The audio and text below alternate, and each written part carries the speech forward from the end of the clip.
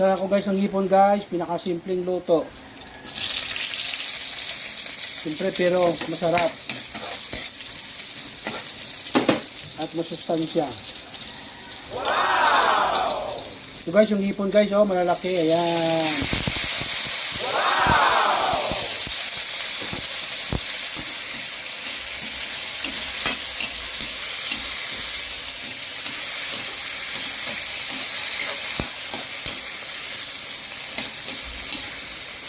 Ayan guys, kita nyo guys, ang lalaki oh.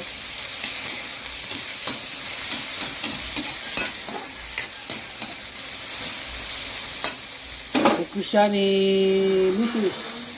ni Commander na magluto ako niyan. Amazing! Kaya ko lang siya kunting toyo. Okay na yan. Para hindi siya maalat. Naglalagay din ako ng kunting pampalasa. Kunti lang. Ayan, nilagyan ko na rin. At ihalo.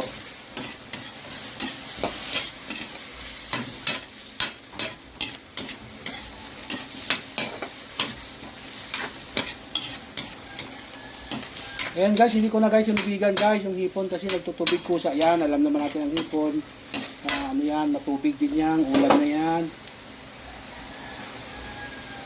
Hintayin ko na lang yan hanggang sa matuyo yan, luto na yan. Ganun na guys, kasimple, igisa mo lang.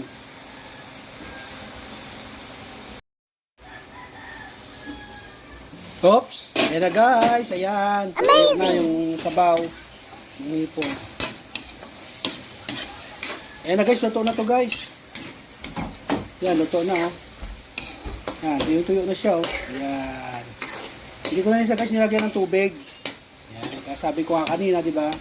Matubig din yung hipon. Ayan, luto na yan guys. Ayan, ready to eat na. Kaon na.